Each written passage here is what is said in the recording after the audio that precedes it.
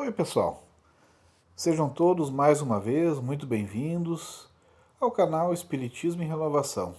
É com alegria, com satisfação que recebo aqui a todos, que já peço também para que se inscreva no canal, que já deixe o seu like, que já compartilhe o conteúdo com seus amigos, com seus parentes, pois essa é uma forma singela de fazer com que a palavra espírita prospere, que ela siga adiante. É com muita alegria que a gente prossegue, no estudo do, do livro Pão Nosso, que foi psicografado pelo nosso irmão, o Chico Xavier, cuja autoria espiritual é de Emmanuel. E sem mais delongas, como de costume, a gente faz a leitura do capítulo, do capítulo nesse caso 29, que fala sobre a vinha, e a gente vai fazendo comentários, a respeito de cada um dos itens, de cada um dos parágrafos. E disse-lhes: Ide vós também para a vinha, e dar-vos-ei o que for justo. E eles foram. Mateus, capítulo 20, versículo 4. Ninguém poderá pensar numa terra cheia de beleza e possibilidades, mas vogando ao léu na imensidade universal. O planeta não é um barco desgovernado. As coletividades humanas costumam cair em desordem, mas as leis que presidem aos destinos da casa terrestre se expressam com absoluta harmonia. Essa verificação nos ajuda a compreender que a Terra é a vinha de Jesus. Aí, vemo-lo trabalhando desde a aurora dos séculos, e aí assistimos à transformação das criaturas que, de experiência a experiência, se lhe integram no divino amor. Então aqui, Emmanuel já deixa bem claro, que apesar de a gente olhar para o mundo, a gente enxergar caos, a gente enxergar daqui a pouco guerras, mas ao mesmo tempo que isso acontece, existe, como diz ali muito bem a leitura, um progresso, e isso é inegável. A gente pode analisar, por exemplo, que nem a questão do racismo. É uma questão, por exemplo, que a legislação brasileira e de quase a totalidade dos países desenvolvidos explicitamente condena como crime. Então é uma coisa que já é intolerável. Isso já demonstra um notório, um notório conhecimento, um notório sentimento enquanto coletividade, de que a gente está evoluindo. E também diz ali, quando fala sobre a questão da vinha, que quando a gente vai para a vinha, a gente vai receber o que for justo. Então, a gente pode justamente entender, digamos assim, as mazelas, aquilo que a gente recebe, justamente em virtude da nossa brutalidade. A gente pode, por exemplo, imaginar, de forma bem, vamos chutar, um número aleatório. Quantas encarnações nós já vivemos? Digamos que a gente pensasse que viveu, por exemplo, 3.000 encarnações, E aí a gente pensa, mas eu estou me esforçando para ser uma boa pessoa, e mesmo assim a gente vê que tem tanta dificuldade no mundo e tantos problemas. Então, mas vamos pensar da seguinte maneira. Se eu já vivi 3.000 encarnações, nas outras 2.999, como é que será que era o meu proceder? Será que eu sempre agi no bem? Será que eu sempre busquei o que era correto? E aí, da mesma maneira que a gente, quando faz um plantio, necessariamente depois vem a colheita, todos nós recebemos, de tempos em tempos, conforme a sabedoria e a justiça de Deus, aquilo que nos compete. E isso também explica também por que todos nós temos também, muitas vezes, más inclinações, porque nada é por acaso. A gente acaba tendo, entre aspas, os dons, que nada mais são do que aquilo que a gente já trabalhou e adquiriu através do esforço moral e intelectual em outras encarnações. E também, ao mesmo tempo, a gente também tem outras aquisições. Só que daí são decorrentes dos nossos atos, que muitas vezes não foram atos corretos, atos felizes. Isso também implica, né, naquilo que a gente comentou há pouco, né, da gente plantar algo e depois tem que colher esse algo, né? Então, da mesma maneira que a gente desenvolve no solo, né, no solo simbólico do nosso coração as boas virtudes, a gente também muitas vezes desenvolve as más virtudes, né? O ódio, a vingança, a indiferença, uma série de questões aí que podem dificultar a nossa vida. E a gente pensando, né, na humanidade enquanto coletividade, aí a gente pode de forma prospectiva imaginar, bom, se sofremos tanto, né, o que será que a gente plantou até pouco tempo atrás, né? Olhando para a história do mundo, com guerras, guerras mundiais, né, quase tivemos, né, explosões de bombas atômicas, por exemplo, na Guerra Fria, que poderiam até ter exterminado com a vida na Terra. Então a gente percebe como o ser humano, apesar de já ter melhorado muito, ainda tem muito a evoluir, né? Mas que a gente não se aflija, porque como diz a leitura, né, a Terra ela não está ao léu, né? Ou seja, Jesus, os espíritos superiores sempre estão buscando nos orientar, nos guiar, né? O próprio Cristo já encarnou com esse propósito, né, de exemplificar essa doutrina de amor. De tempos em tempos, missionários, né, em diversos lugares do mundo, né, falando do Brasil, por exemplo, Divaldo Pereira Franco, Chico Xavier, espíritos, né, de escola que estão, né, estiveram aí para brilhantar, né, com a sua amorosidade, com o seu conhecimento, né, com a própria mediunidade, trazendo para nós o funcionamento do plano espiritual, trazendo, né, conhecimentos que são indispensáveis, não só para pensar o dia de hoje, mas para a gente pensar a nossa existência, e existência não só dessa encarnação, mas existência enquanto daqui para a eternidade, né? Pois que nem diz aqui a leitura, né? Porque aquilo, uma vez que a gente vai para a vinha, né, que é justamente aqui o plano terrestre, né, simbolicamente, a gente vai receber o que for justo, né?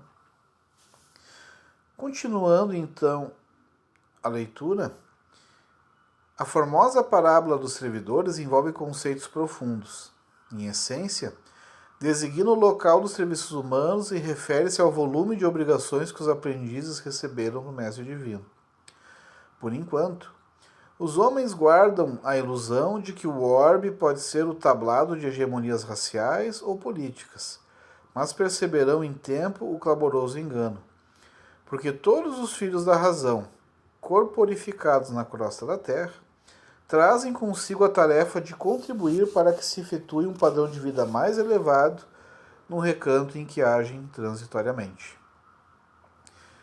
Então aqui está dizendo, né, que esse local dos serviços humanos, né, todos nós temos uma função, né, conforme o nosso planejamento reencarnatório. Então a gente já foi rico, né, a gente já foi classe média, a gente já foi pobre, já tivemos experiências diversas, né, seja trabalhando, seja estudando, seja nos grupos familiares em que estivemos. E tudo isso para quê? Com o intuito de a gente se desenvolver justamente no campo, claro, além da intelectualidade, mas também no campo do afeto, né? Para fazer essa transformação da terra. Porque Jesus falou, né, que os brandos e pacíficos herdariam a terra. Mas aí a gente tem que... O que é herdar algo? Herdar é justamente quando a gente tem direito a algo, né? Que nem a gente pode herdar, né, uma casa, a gente pode herdar terras, né? E nós vamos ser herdeiros do nosso próprio trabalho, né? Nós somos herdeiros de nós mesmos. E aí, para a gente herdar a terra, a gente deve buscar os ensinamentos de Deus, né? A gente deve buscar, né, que nem diz Jesus, buscar o perdão, buscar ser brando,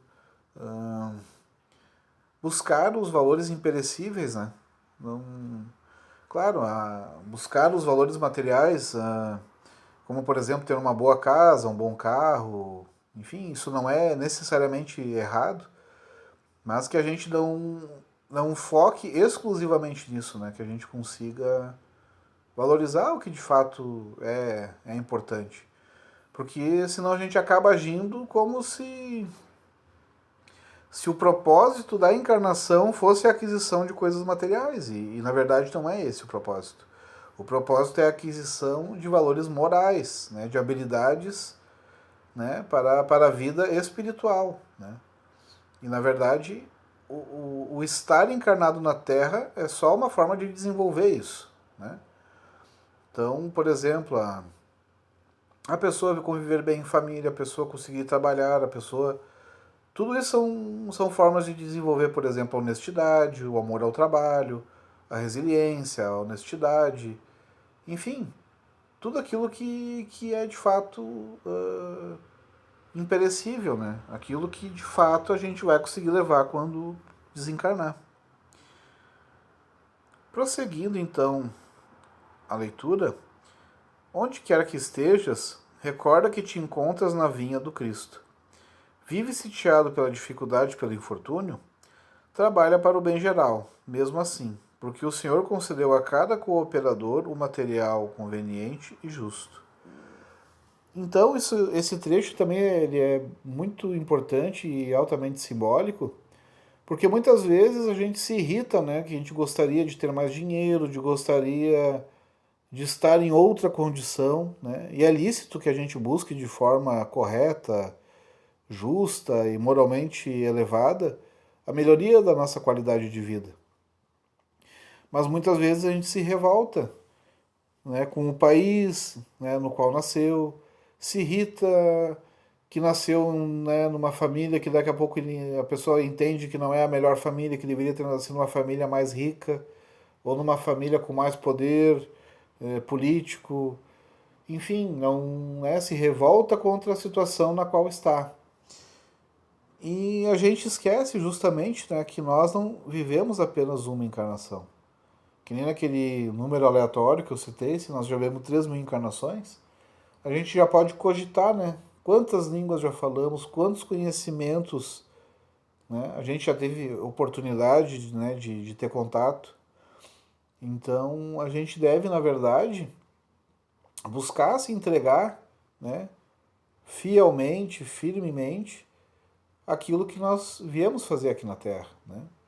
Então, se por exemplo, né, muitas pessoas nascem daqui a pouco num local empobrecido da África, né? Ao invés de se revoltar com isso, a gente pode, por exemplo, não, eu vou estudar, eu vou buscar melhorar a minha situação, a situação do meu povo. Eu posso fazer isso de várias formas, né? A mesma coisa aqui no Brasil, no estado onde a gente nasceu, né? Tem várias e várias formas de todos nós contribuirmos.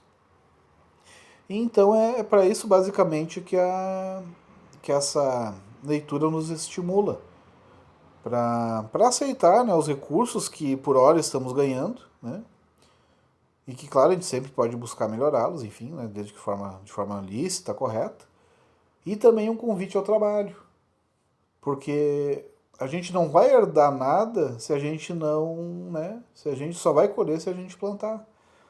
Então que a gente, né, pense, né, se a minha encarnação atual não está da maneira que eu julgo a mais adequada, como é que eu posso melhorar já nessa e nas próximas encarnações? Através de uma palavra mágica chamada trabalho. Né? Tudo é decorrente, né, do trabalho. Então, por isso que isso é tão significativo, porque todos nós temos a condição de trabalhar. Né? Seja o trabalho, digamos, no sentido mais, né, do campo profissional, né? Ao estarmos em nossa família, sendo bons pais, boas mães, bons irmãos, a gente está trabalhando. Ao estarmos realizando qualquer tarefa que contribua para o nosso desenvolvimento ou para o desenvolvimento da coletividade, isso também é trabalho. Que nem tem um trecho que diz, ó, trabalha para o bem geral, né?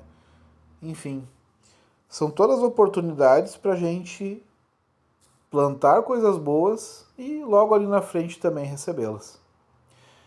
Espero então que tenham gostado, né, desse material, dessa ótima leitura, né, do Emmanuel, né, que nos traz sempre ótimos materiais para reflexão. e que a gente fique, né, de forma bem sintetizada e resumida com isso, né, da importância do trabalho, né, da gente realmente valorizar a oportunidade que a gente está tendo enquanto reencarnados aqui na Terra, né. Então, mais uma vez, né, peço, né, para aqueles que já ainda estão aqui, e fico feliz que estão aqui, né, acompanhando, para que possam deixar o seu like, né, compartilhar o conteúdo e se inscrever no canal. E que Deus abençoe a todos nós. Que assim seja.